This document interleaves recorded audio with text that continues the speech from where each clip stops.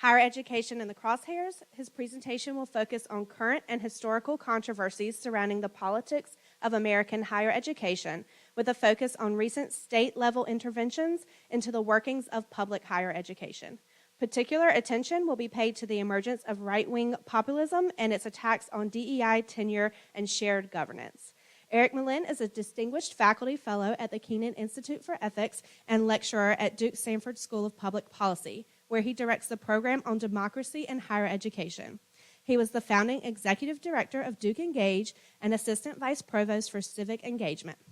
Before that, he was the founding director of the Robertson Scholars Program and served on the political science faculty of UNC-Chapel Hill. He also chairs Duke's Global Travel Advisory Committee. His leadership of the project on democracy and higher education democracy gathers faculty, administrators, and members of the public to reflect on how the university should respond to ongoing threats towards democratic values and principles. He holds a BA in political science from Tufts University and a PHD in political science from the University of Minnesota. During the fall of 2019, he was a visiting scholar at the Tisch College for Civic Life at Tufts. Welcome to Wednesdays at the Center. Thank you. Thank you for arranging this, and we have an intimate gathering, and I don't want to, I probably will not give the whole talk, because I have colleagues here who I'd like to have a conversation with, and for those who are in the room and those who are online, I'm happy, thank you for joining this. This is a little bit of a kind of explanation of my own political and intellectual journey as a faculty member and as an administrator at Duke, involved in civic and political engagement. And in fact, I would say, like, there's no project that I've been more committed to than this one, in that I think it's extremely urgent. And I'll explain why. The goal of the project, and the project is small, as some of you know, I've directed, as Aaron said, the Robertson Scholars Program and DukeEngage, and in 2019, as I've told Charlie, who stepped into my shoes, my goal in life was to never write another performance evaluation plan again, and it's been 4 years that I've gotten away with that, and hope to continue to do that. But I've gathered some undergraduates and graduate students who are helping me with the project, and I'll talk a little bit more about what that is. My goal is to make clear the vitally symbiotic relationship that exists between liberal democracy and the vibrancy and health of higher education in the country. To further explain, I think few would argue that the academic freedom that is undergirded our higher education system can only thrive with a vibrant and healthy liberal democracy. And that liberal democracy is strengthened when our colleges and universities commit to the pursuit of their democratic mission. My own evolution as a faculty member and leader of civic engagement efforts at Duke is part of this story. My worry throughout my directing the Robertson Scholars Program, where we put students in the field in the summer, DukeEngage, and other programs that involve students in civic engagement, was that, and I use a metaphor to talk about this, that we were in higher education and at elite institutions like Duke University, teaching our students that tutoring children was a solution to education problems in the United States. And I use that as a metaphor for how higher education has pursued the democratic mission.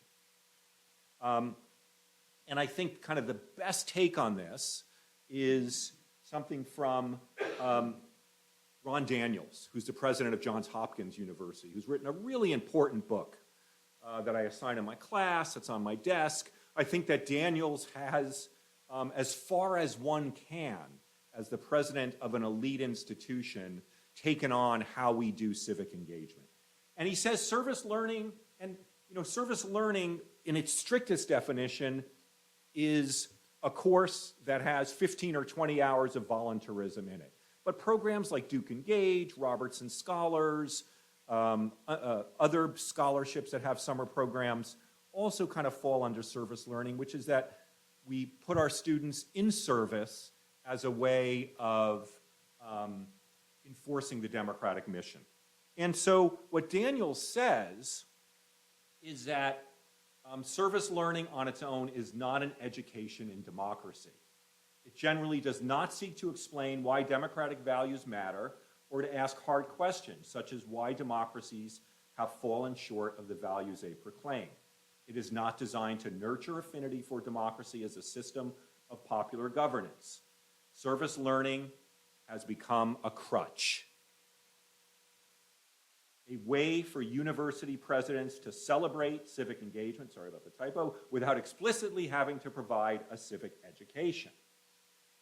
And that's a pretty bold statement by a president of a comparable institution to Duke. And so my concern for this issue really began after the election of Donald Trump in 2016. I always had a nagging feeling as I built and led these programs that we weren't talking about politics and we weren't talking about power. We were talking about things that were relatively non-controversial, right? Who objects to tutoring children? Well, some people do, but in general, it's non-controversial. And so that we, as elite higher ed institutions, kept politics and power at arm's length. With the election of Donald Trump in 2016, I remember waking up the next morning shocked and looking at what universities were saying about the election. And I was struck by the fact that most of the letters, statements that presidents made could have been written no matter who had been elected. You couldn't tell. If you hadn't watched the news until 3 a.m. the night before, you might have thought Hillary Clinton had won. That is, they were, they kept the issue of the health of American democracy at arm's length. I'll give you an example. President Broadhead, and there's many others, put out a statement right after the election.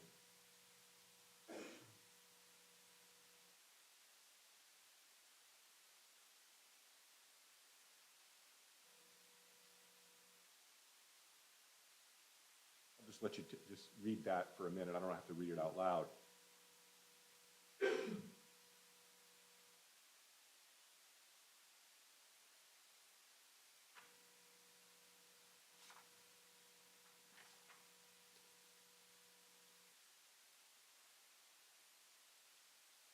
And so it was a message that many university presidents, I think this is pretty typical of what was put out then, had put out about we must respect each other, we must listen to each other, we must have respectful dialogue. In fact, I would say that higher education's primary response to the emergence of right-wing populism in the United States is civil discourse. Every university has a program, some very well funded. We have one at the Kenan Institute run by Jed Atkins and John Rose, does really good work, and yet, I think it doesn't go far enough. And the arguments I'm trying to make is I hope you will see not a partisan argument, because obviously universities can't be partisan, but to the extent that our mission, and if you look at Duke's mission statement, it embraces training for citizenship. If you look at the overall goals of liberal arts education, democracy is very much part of our mission. And when democracies are threatened, I believe that universities should speak out. I believe that I'll talk a little bit more about this in a couple of minutes, that university leaders should speak out when the mission of the university is at risk. I've had conversations with students over the last couple of days about whether President Price should speak out on the conflict in Israel right now.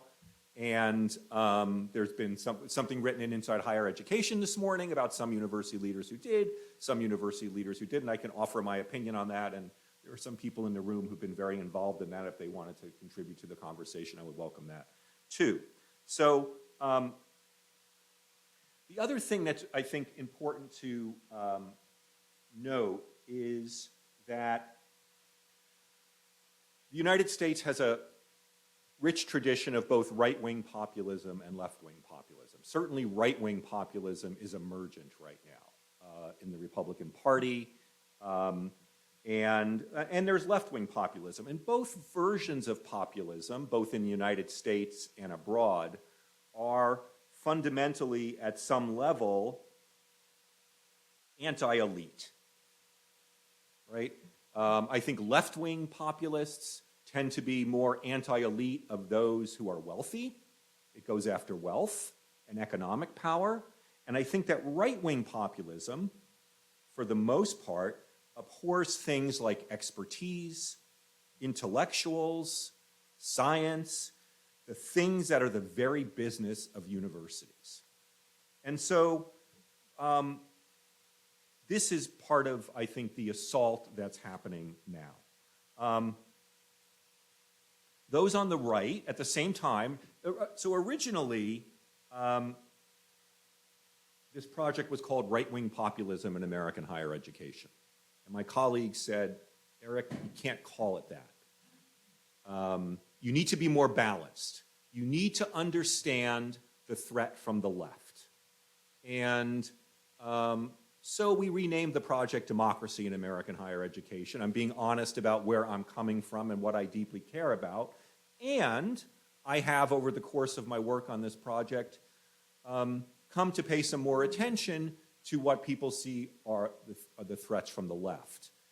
The threats from the left are those instances where mostly students, sometimes faculty and staff, silence speakers who are giving positions on issues that they disagree with, right? So the left canceling conservative speakers. To me, and the last time I gave this talk, I was accused of trivializing this issue, just to be honest, and and it's that, to me, there is no comparison between naive, narrow-minded undergraduates silencing a conservative speaker and states passing legislation that prohibit what we can do at universities.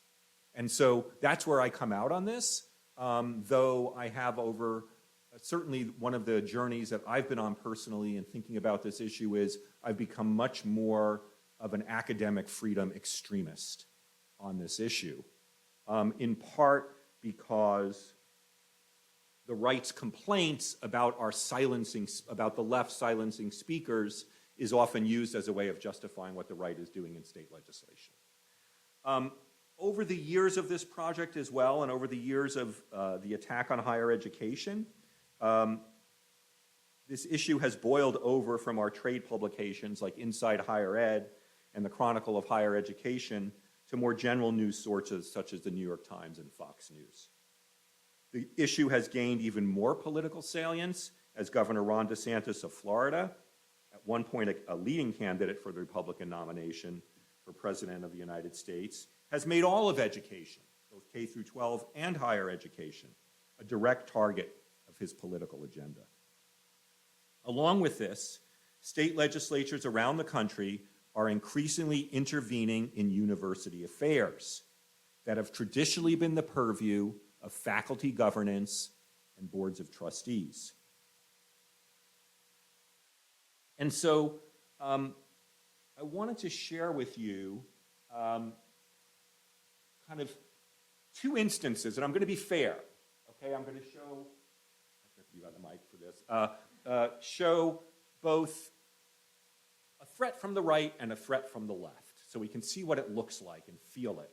Some of you may know about what's happened at the New College in Florida, a public, small, liberal arts school, a little quirky, you know, maybe like a Hampshire or a Bard, but public.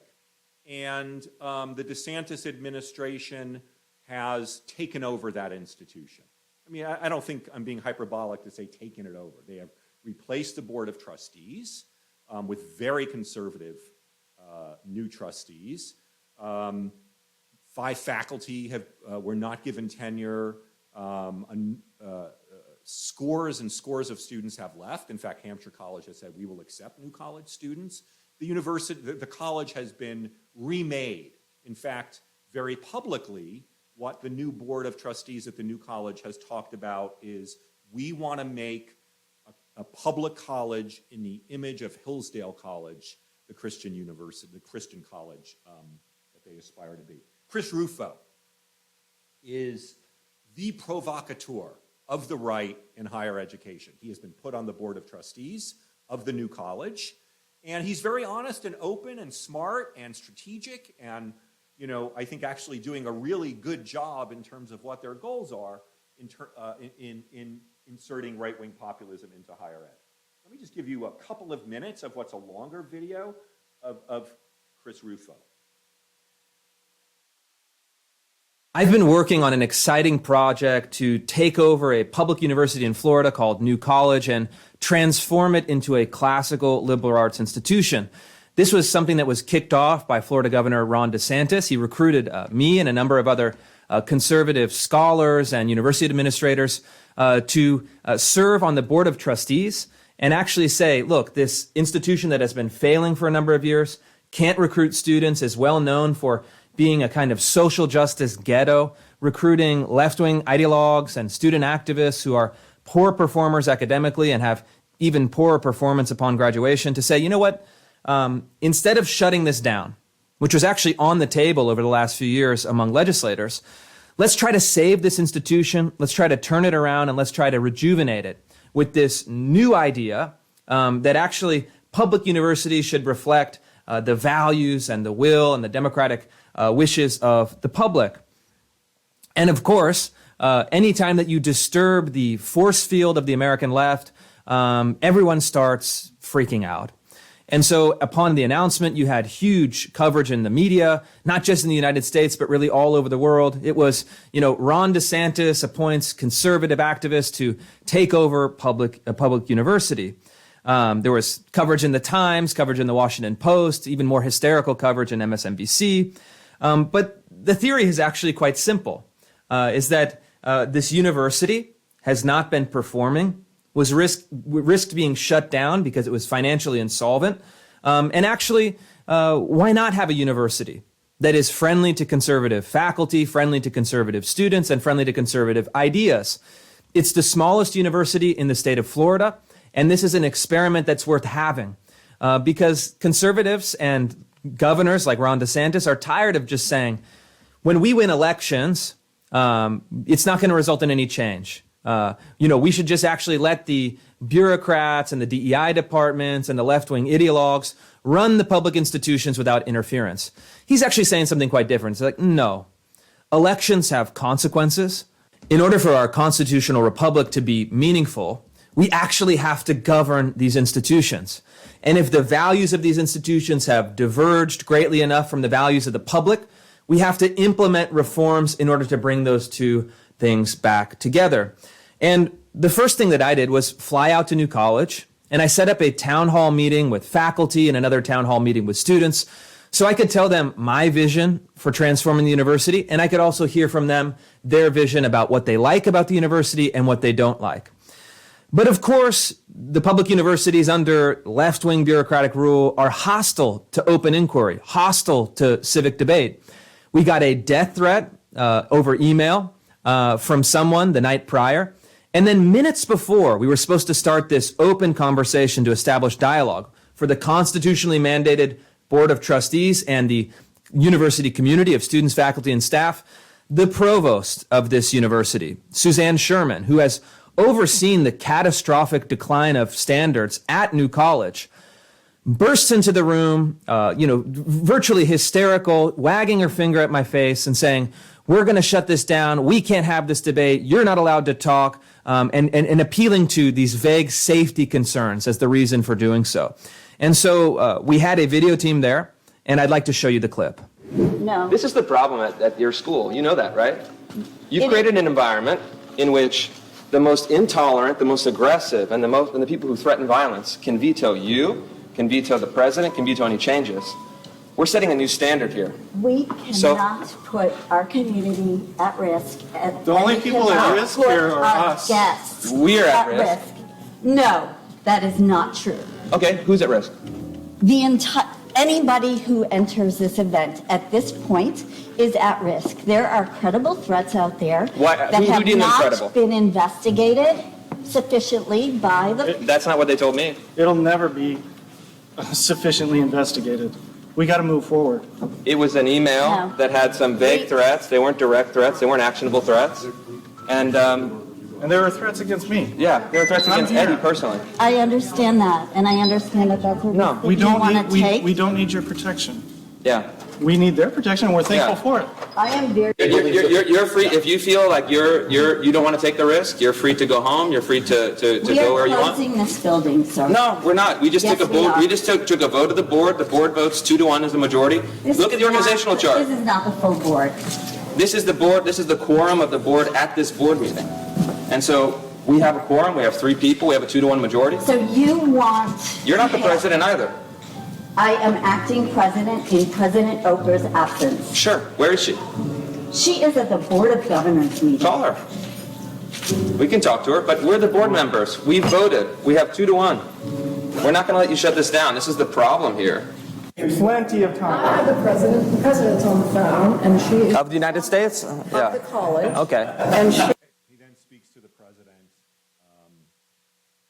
stops, and it's interesting to me. I mean, a number of things. Rufo has been out on not just the new college, but they had a film crew. This was, they were ready for this. They wanted this to be filmed and wanted to certainly make this something that people would see. And the president of the college, Pat Oker, was fired soon after this. She'll be speaking at a conference that I'm hosting December 1st and 2nd. I'll tell you more about that. So there's, and I think Rufo is very clear about what he wants to do with the new college, and has been able to accomplish a lot of that. Now, there's other things happening at our colleges and universities. Many of the people in this room know about this. Another really prominent example of a cancellation from the left was the appearance of Judge Kyle Duncan, very conservative, been invited by the Federalist Society, right, the conservative law school student organization, to Sanford Law School, and this is just a couple of months ago, and I'll just show you a minute of the tension this created.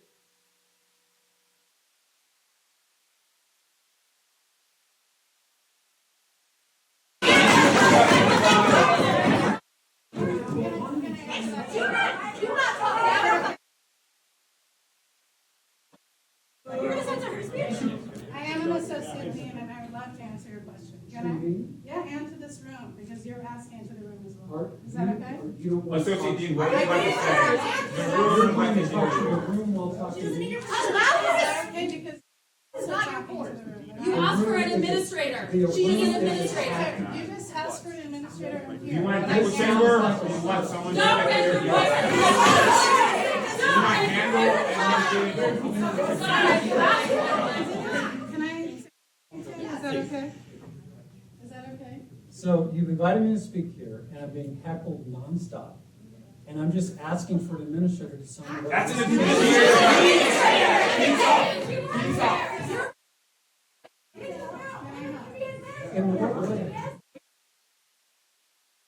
If you want a marketplace of ideas, you've gotten what you wanted, take Can it. I help? Like, do you want an echo chamber? What's the issue? Can I help?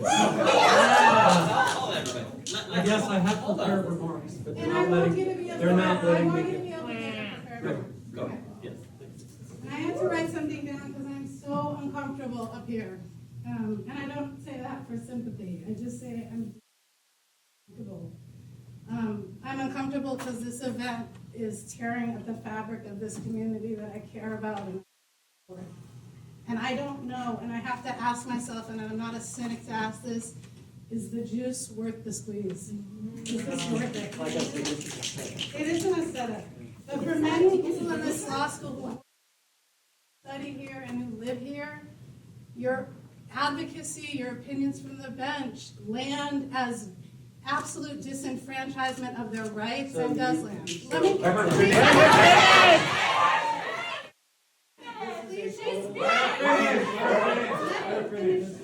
Let me finish. And it impacts directly their people, humans, their families, and their communities. And I'm uncomfortable. Other than eventually half the students walk out the talk is cut short. Interestingly, and I've seen a trend over the last 6 months or a year as I follow this pretty closely, I see a trend of university leaders actually pushing back on left cancel culture. I don't even like that term, but liberal students cancel. I think that there has been a reemergence of university leaders. So the dean of Stanford wrote to Judge Duncan right after the event and said, "We write to apologize for the disruption of your recent speech at Stanford Law. As has already been communicated to our community, what happened was inconsistent with our policies on free speech, and we are very sorry about the experience you had while visiting our campus." And she goes on. The dean was fired. Another instance, I won't show you this just in the interest of having a conversation with you, is a couple of months ago, the student government at Cornell University unanimously passed a resolution that would mandate that university faculty put trigger warnings on syllabi about particular issues. Mandating content warnings for traumatic content in the classroom would have required that professors provide trigger warnings for graphic traumatic content. Sponsors claimed without warning, sufferers of traumatic events would be harmed by displays of graphic course materials. The proposal asked professors to excuse students from learning the objectionable content in question. It drew fire from organizations like FIRE. I don't mean that, no pun intended. And in fact, the provost of Cornell and the president of Cornell roundly rejected this and said, "No, we are not doing this. This would violate our faculty's fundamental right to determine what and how to teach, preventing them from adding throughout the semester any content that any student might find upsetting." And so that was tabled. Whether, empirically, I can show you this trend is sort of accelerating, I don't know. There's other instances. Some of you have followed what happened at Mlyn College or University, where there were issues about the showing of a picture of the Prophet Muhammad, which comes up a lot. And there, the president has doubled down. And they fired an adjunct faculty member for showing this picture after warning students. And the president has, despite all sorts of objections, has stood by that. Now, there are lots of organizations that we are collaborating with in this project that are looking at what's happening at the state level, which, as I said earlier, is my concern. Just to briefly show you, the Chronicle of Higher Ed is doing a DEI legislation tracker that's very useful. 40 bills in 22 states, 40 have been introduced, 7 have final legislative approval, 7 have become law, 29 have been tabled, failed to pass, or vetoed. So there is opposition to this. It's not necessarily sweeping the country. And then you can look at the different states and what's happening. There's also some really useful work being done by PEN America. We've collaborated with PEN America. Oh, I'm sorry, I think I have the wrong link there. PEN America is doing a gag order tracking of state legislatures, looking at both what's happening in K through 12 education and higher education in terms of banning the teaching of certain concepts. One of the most notorious of this is Florida's Senate Bill 266, which authorized a blanket ban on general education courses that, in the words of the bill, distort significant historical events or include a curriculum that teaches identity politics or are based on theories that systemic racism, sexism, oppression, and privilege are inherent in the institutions of the United States. The bill states further that courses with a curriculum based on unproven, speculative, or exploratory content are not suitable for general education credit. This legislation also defunded DEI offices and programs and put more power for hiring professors in the hands of university presidents. So let me just, in moving toward a conclusion, a couple of things that we're doing in this project. What I'm trying to do is highlight that higher education is in the crosshairs right now. If American democracy is at risk, which it is, in a very fundamental way, higher education is very much in the crosshairs. And I've been worried about this for some time. We are doing a couple of things in this project, one of which is we're having a webinar on Monday, October 23rd, looking at, and I don't mean this in a conspiratorial sense at all, but looking at the common playbook that states are using to close DEI offices, to ban the teaching of critical race theory, to attack tenure, to attack faculty governance.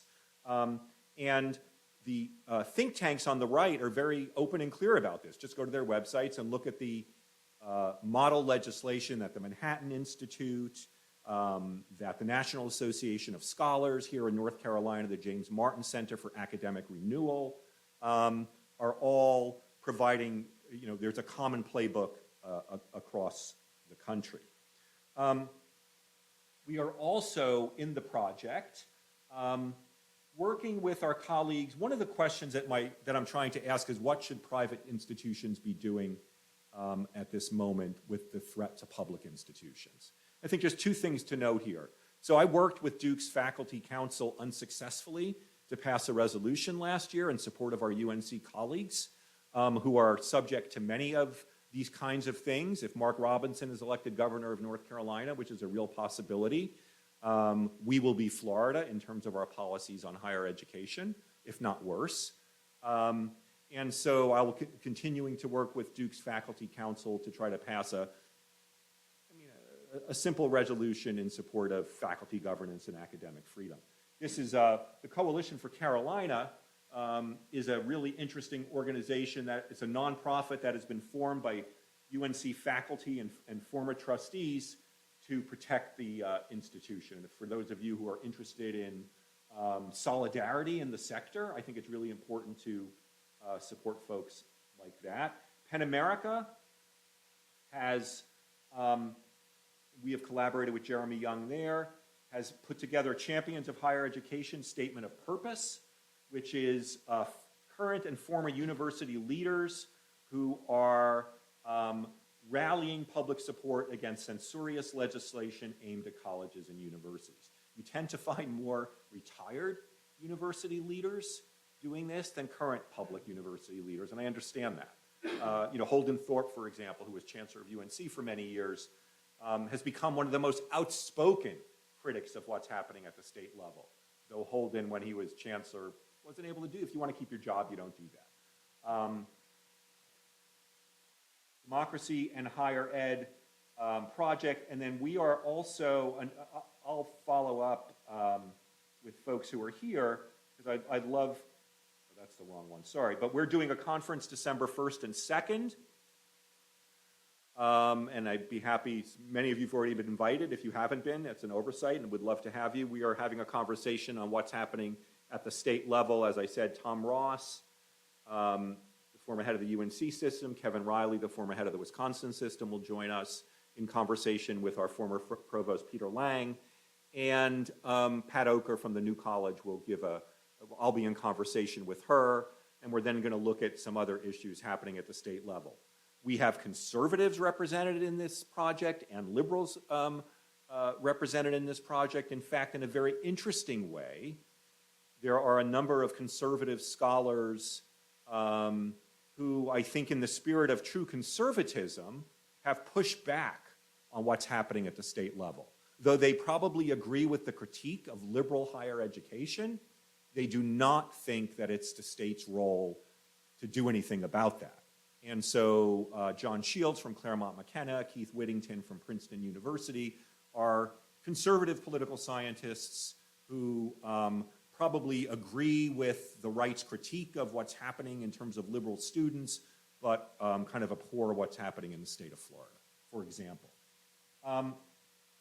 So there's that. Oh, this is the conference. I'm sorry. This is the conference that's happening December 1st and December 2nd. So, I'll close, but then I just hope to have a conversation. I'll close by saying, I think a lot of when I began talking about this, I think a lot of my friends and colleagues thought I was hysterical about this, that the threat, that I was overstating the threat. But if we've learned anything since the election of Donald Trump in 2016 is that I don't think we've overstated the threat at all. In fact, I think it's the opposite. And if you were to tell me when I started this project that legislation passed in Florida like it has passed, or legislation has passed in North Carolina that has been passed, I would have been shocked. And I've been a little hysterical about this. So it's way beyond. We're doing some research right now, and I could share with you if you're interested on, Chris Rufo's very clear in something he's written. We are now working on the federal level. We are now looking at, when we take over the White House in 2024, what are the levers at the federal level that will allow us to accomplish at the federal level what we have accomplished at the state level. And so they're looking at everything from amending accreditation procedures. They're looking at amending institutional access to Title IV funds. They're looking at mobilizing the Department of Justice to initiate investigations that will cut off federal funding. They're employing the looking at deploying the Department of Education and the Office of Civil Rights to investigate any institution that admits to engaging in systemic or structural racism or discrimination, and kind of reversing how the left sees that.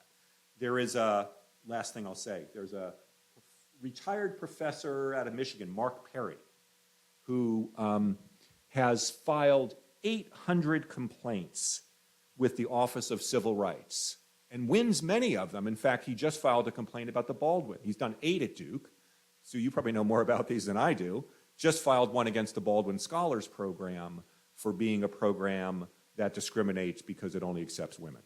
And so there are many levers at the federal level, and I close with that only to say, you know, we in private education certainly are not experiencing what our public education colleagues are experiencing. And that's as of today. So those are the thoughts I wanted to put in front of you. I welcome objections, criticisms, agreements. You know, one of the issues we might come to, last thing I'll say, I keep saying last thing I'll say, is when should universities speak out on issues? I published 2 pieces in Inside Higher Ed over the last couple of years, urging university presidents to speak out, not in a partisan way, but in a way about the protection of our regime, democratic regime itself. And there are university presidents who have done that, not many. Some questions have emerged over the last couple of days about, for example, whether President Price should speak out on what's happening in Israel. He did put out a statement in Duke Today yesterday, though interestingly, at least as far as I know, it was not broadcast to the campus community. It was in, which is different because I think sometimes university presidents will broadcast the message. I'd note, somebody sent me this morning, Sally Kornbluth at MIT put out a 2.5-minute video this morning about what happened. So universities are making different decisions about that. Okay, now I promise I'll stop. So, would love to hear from you. Anybody want to start us off with a question? If not, I'll throw one out real quick. Do you find the hypocrisy when presidents of universities aren't allowed to speak out while they're president, but can when they've retired? And who are the people that generally attack them if they do speak out while they are president of a university? Well, while they're president of a university, yeah, hypocrisy is a strong word. Look, Graham Allison said about bureaucratic politics, where you stand depends on where you sit, right? Like, where you stand on an issue depends on what your position is. And it's easy for me to stand up here and say, defend democracy, but if you want to keep, you know, if Holden Thorpe had spoken out that way, he would have lost his job even earlier than he resigned. And so I think it's inexcusable to not speak out after you're not in a position anymore, but I understand the reticence of some. I do understand, but I'm less forgiving of private university presidents who have not tried to build solidarity across the sector. Because they're relative, you know, now there are university and college presidents.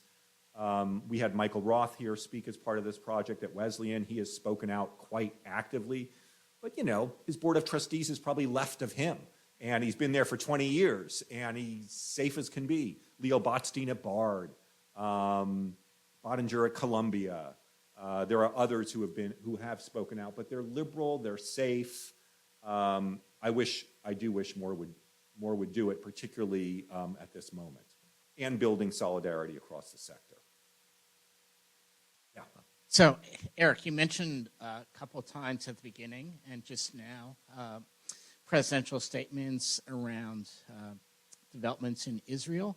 And I'd love to draw you out a bit on what your prescription is for when presidents should be communicating to their publics, and when they should hold back, being mindful of the assumption that when they speak for the institution, and in a fraught political environment, that can be itself a very fraught undertaking. Yeah, it's a great question.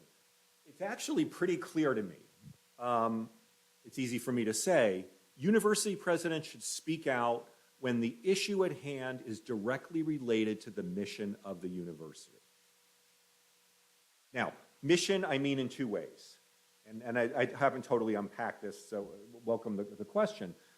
Mission first is, what are the mission of universities in general? And second, what does your mission statement say? I have a student from my class last semester who's heard me say all this before. And so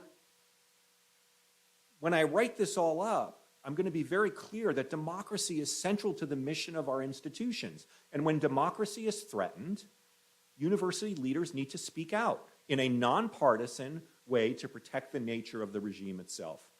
I personally don't think what's happening in Israel and Palestine, as tragic as it is, and just as a personal story, my wife texted me from a bomb shelter in Jerusalem Saturday morning because she was visiting Jerusalem with her mother, saying, war has broken out, I need to get out of the country. So I've been following it really closely. And I think university presidents can speak out in defense of Jewish, Middle Eastern, Muslim, Palestinian students who may be at threat, who may feel unsafe on campus, who may need campus resources at this very difficult time. That's directly related to the mission of the institution, but I don't necessarily, I mean, I don't mean to sound cold, but I don't necessarily think our institutions are anti-war, right? I don't see it anywhere. And so I had an exchange with a colleague who we are mutual friends with this morning about this, and this colleague said, and I totally appreciate it, he said, Eric, I agree with you, this is not the mission of the university, this is not directly related to the mission of the university, and I think he needs to speak out. And I'm being inconsistent.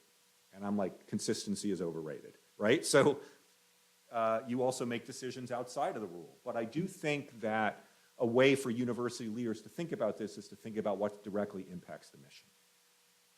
But I see some disagreement in your face. I welcome it.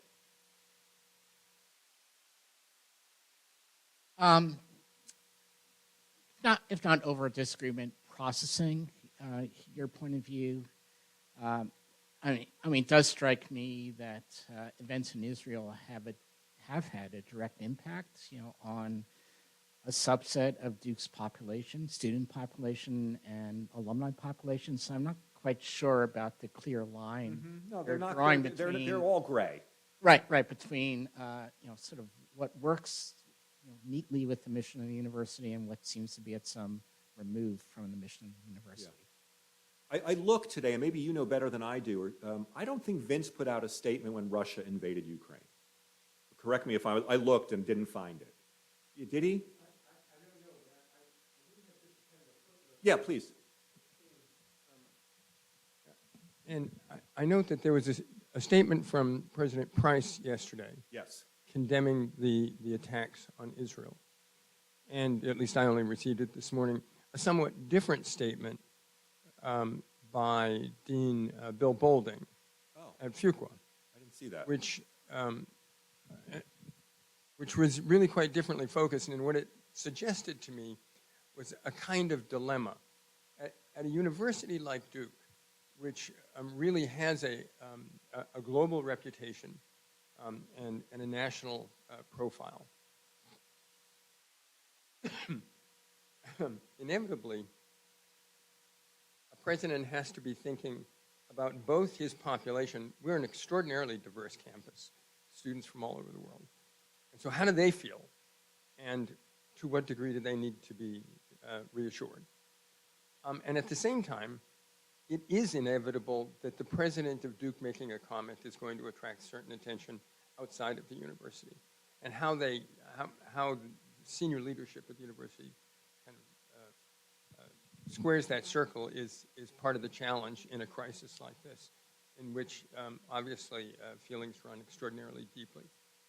Yeah. Just as an observation. Yeah, no, I think, like, look what happened at Harvard over the last couple of days. Over 30 Harvard students groups put out what I see as an outrageous statement that blamed the entire thing on Israel. It said that this is Israel's fault.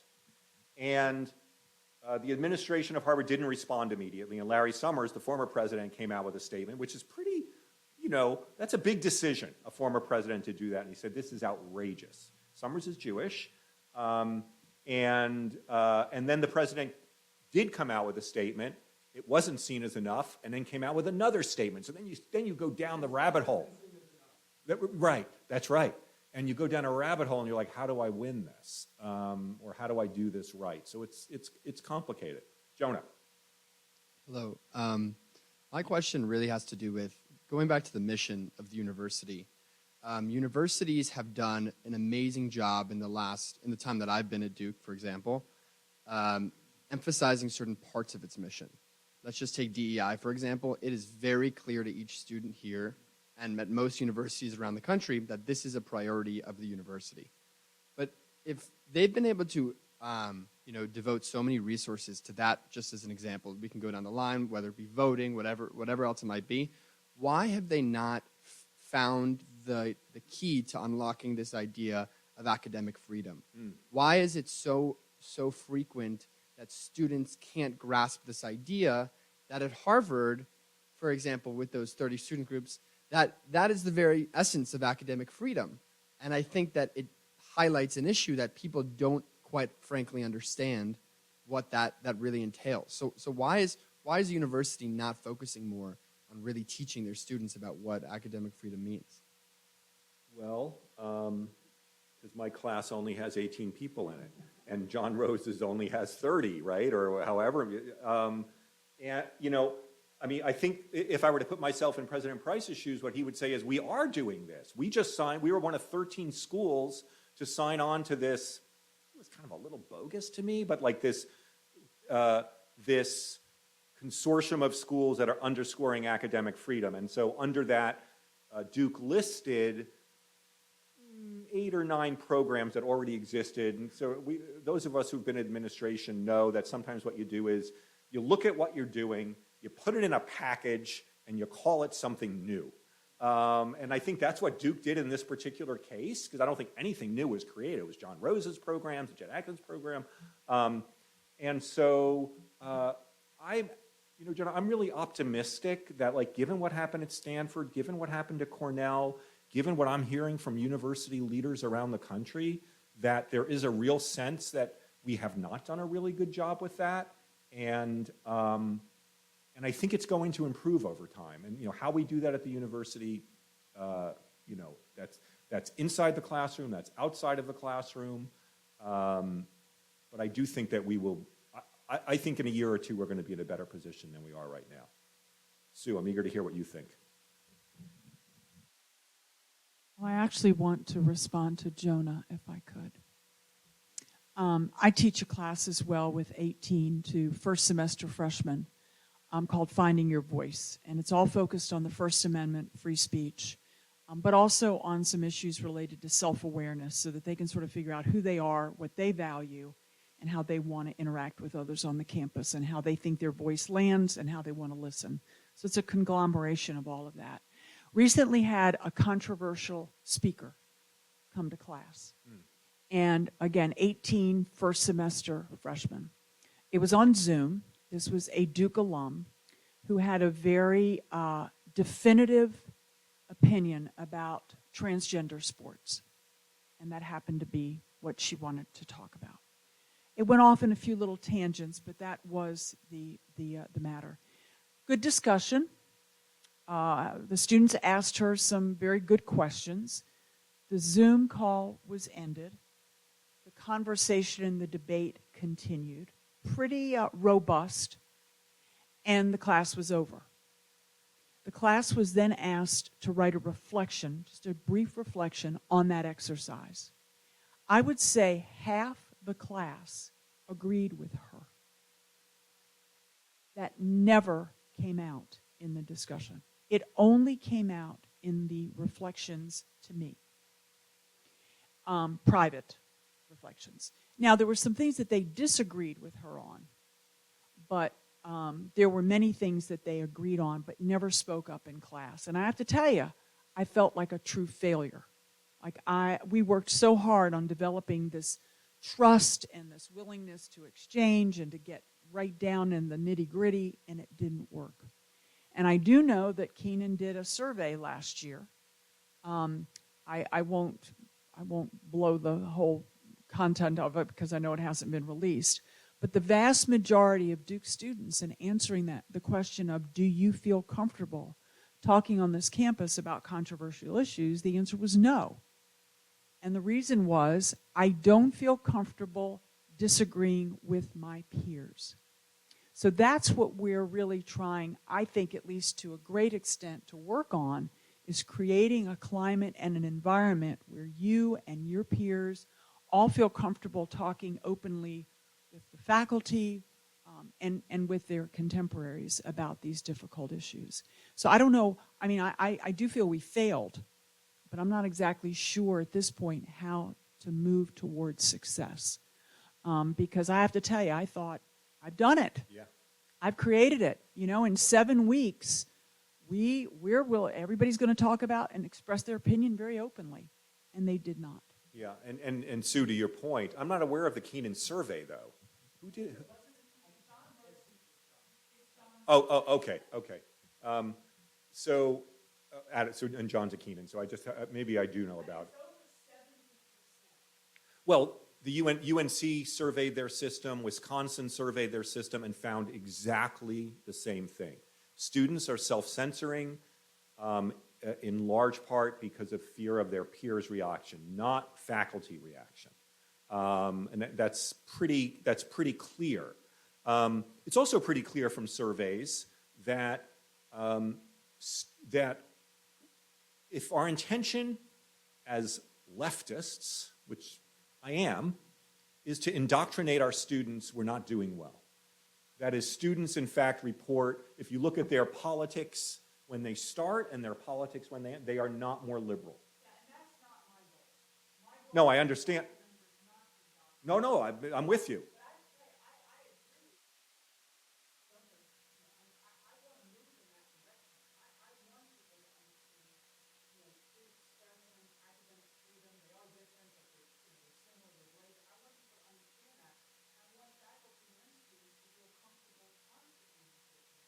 Yes. Right. We'll get there. Yeah.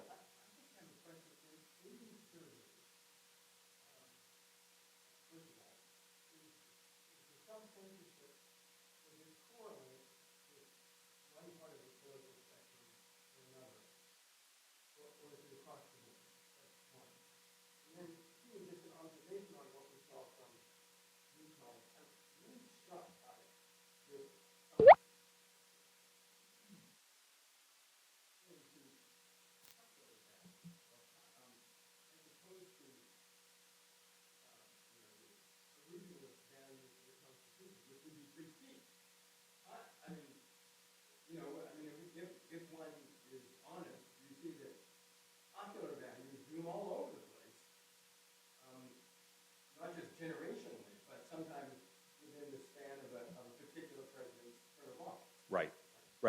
And, no. I don't know how to get back to this notion of what are our real values as opposed to what is, No, I'm so glad you raised that point because it's something that I've thought about and we've talked about in my class with Jonah. The right has said, hey, if they're elected, they can do what they want to public institutions.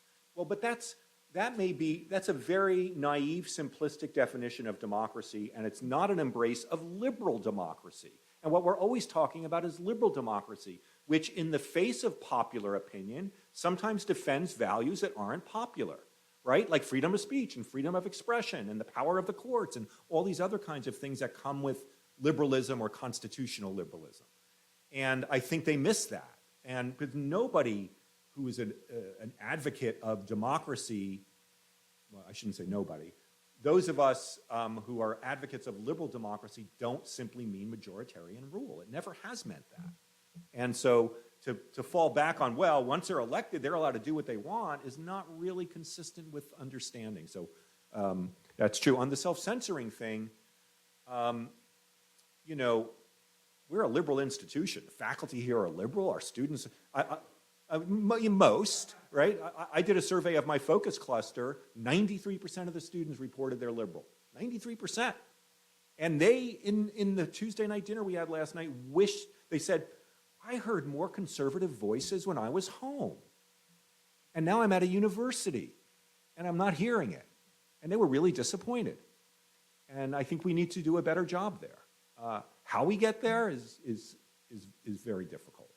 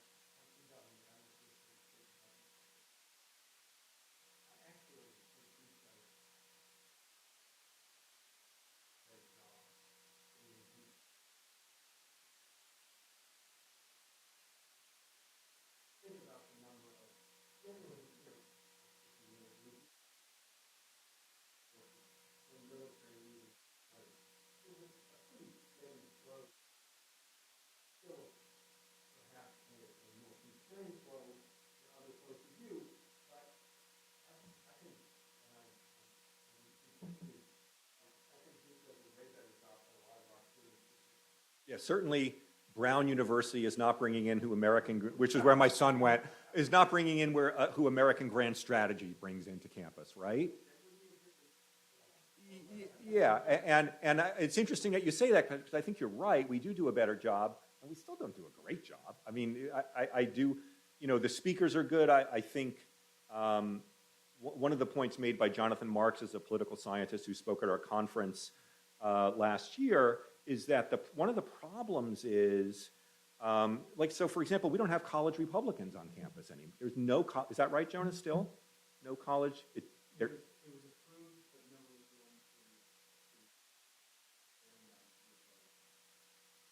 Yeah. The student group. And that's the fault of the Republican Party. I'm sorry. You know, if you don't want to be associated with that party the way it stands right now, you know, whatever happened to Mitt Romney, right? Somebody who I never thought I'd be standing in front of a small group of people missing him. But I do. Yeah. Yeah.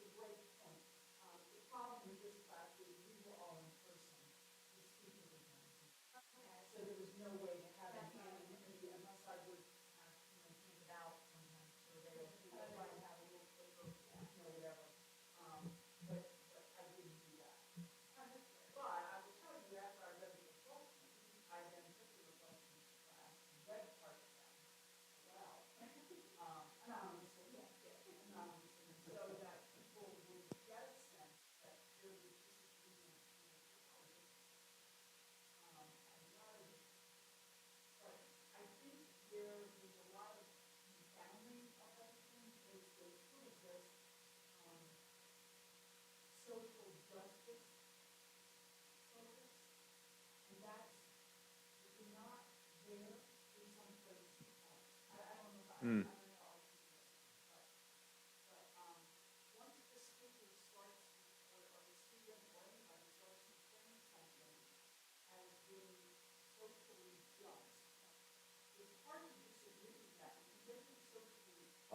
Yeah.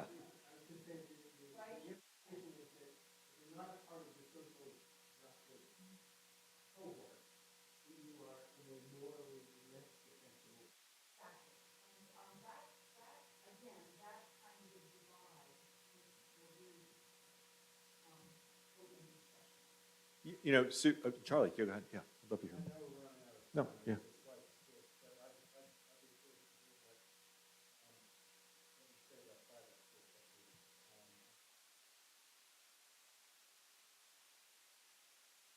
Yeah. Well protected.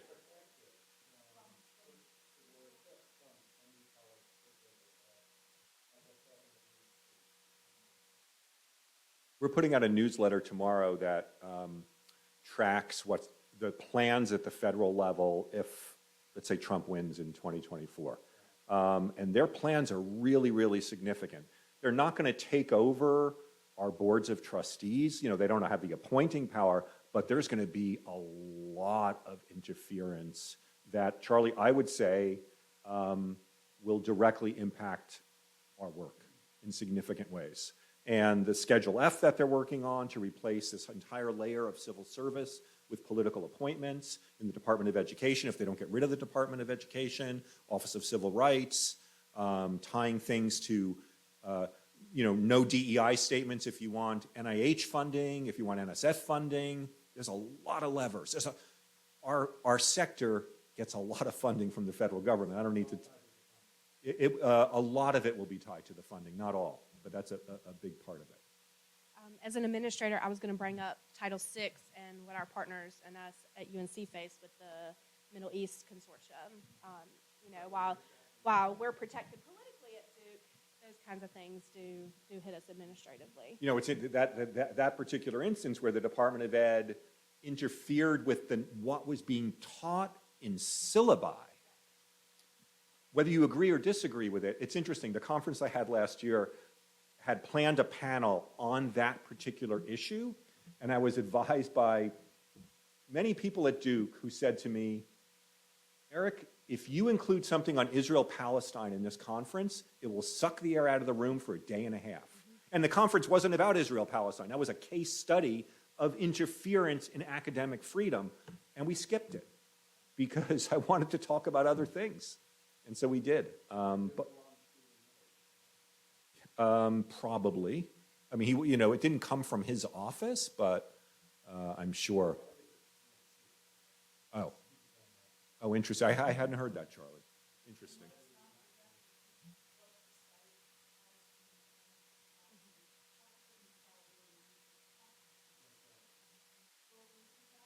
It was like Dick's first week, wasn't it?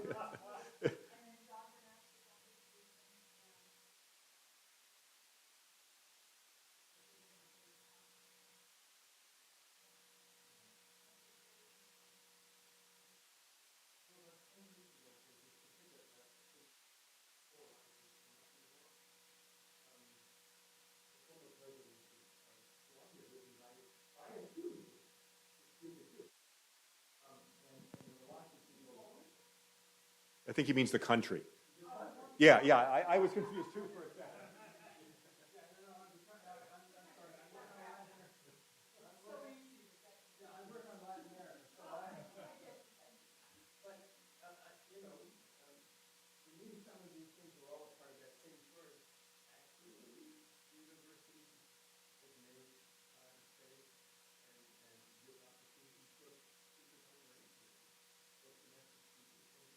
Well, Charles Murray was attacked at Middlebury. He was not attacked at Duke.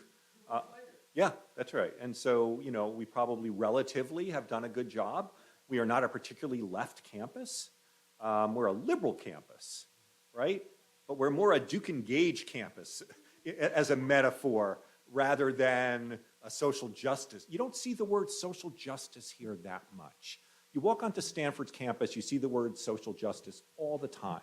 At the Haas Center for Civic Engagement, social justice somehow suggests undoing the hierarchy, changing it. And civic engagement doesn't. So the language is, I think we sort of, we use it as a crutch, as Daniel said.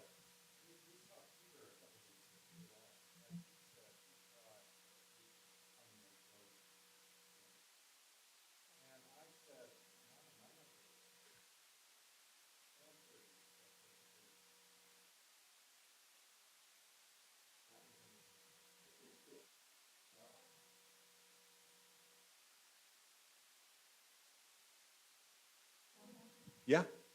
I was just going to say, there is a group Think I'm called going to censor you, Sue? Friends for Duke. You can look it up, Friends for Duke, Google it, and it is a group of Duke alums who have started about 2 years ago. An organization has nonprofit status, and it has Duke recognition through the Alumni and Development Engagement Office, Alumni Engagement Development Office, as an officially recognized alumni group that supports free speech, civil discourse, intellectual diversity. Friends for Duke. Okay.